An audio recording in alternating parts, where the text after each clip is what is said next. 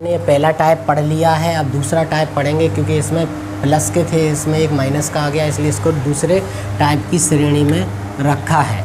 तो यहाँ पे दे रखा है x square minus 18x plus के 65। तो इसको क्या करना है, सबसे पहले वही तरीका है, इसका यहाँ गुणा करेंगे, इसका यहाँ गुणा करेंगे तो कितना आएगा 65x स्क्वायर आएगा।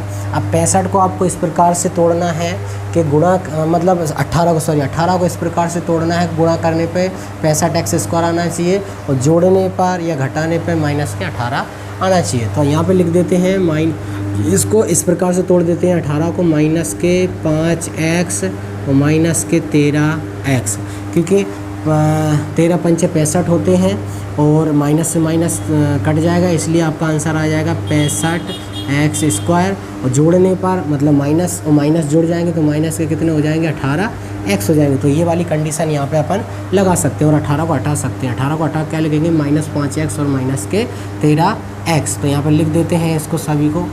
तो यहाँ पे क्या करेंगे, पहला पद ऐसे ही रहेगा x की घात 2 माइनस 18 को किस प्रकार से लिख सकते हैं, इसको लिख सकते हैं माइनस के 5x माइनस के 13x और प्लस के कितने हैं ये 65 पहले से ही दे रखे हैं बराबर में 0।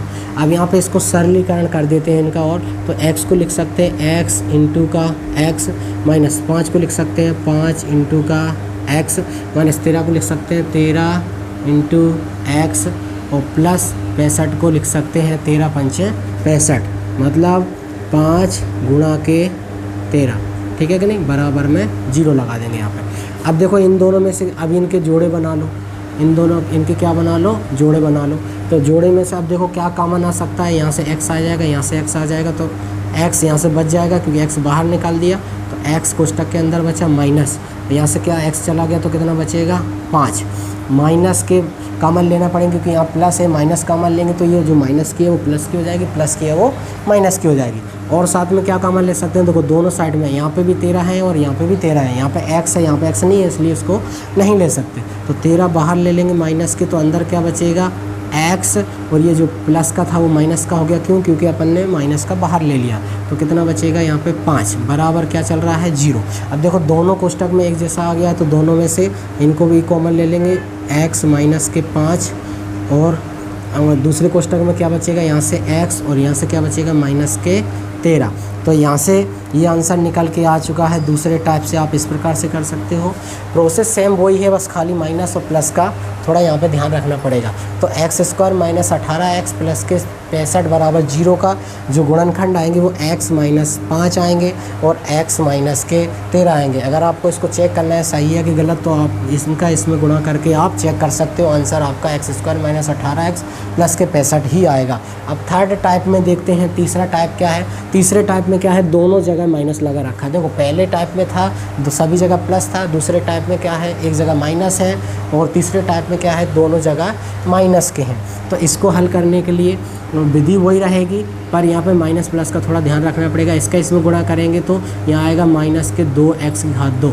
तो अब x माइनस एक्स को इस प्रकार से तोड़ना है कि गुणा करने पे माइनस 2x की घात 2 आ जाए और जोड़ने पे घटाने पे आपका कितना आना चाहिए माइनस के आपके 2x स्क्वायर आना चाहिए, ठीक है नहीं।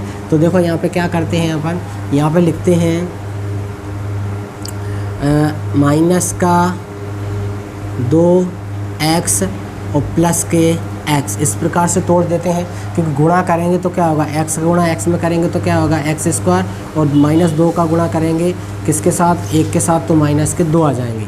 आप घटाने पे तो माइनस 2x में से 1x घटा दो क्योंकि ये माइनस का और ये प्लस का है, तो आपका आंसर क्या आएगा x आएगा। तो आप ये वाली कंडीशन लगा सकते हो माइनस x को हटाकर। तो यहाँ से लगा देते हैं x की घात 2 ऐसा ही रहेगा, माइनस x को हटाएंगे तो यहाँ पे क्या लिखेंगे माइनस 2x और प्लस का x माइनस के 2 बराबर में 0। तो यहाँ पे ये वाली अपन कंडीशन लगा सकते हैं। इसके बाद आप फिर इसको सरल तरीके से लिख देंगे तो क्या हो जाएगा x इंटू एक्स माइनस यहाँ लिख देंगे 2 इंटू एक्स, प्लस लगाएंगे x अकेला, इसको x ही रहने देंगे, माइनस 2 इसको भी रहने देंगे और बराबर में 0।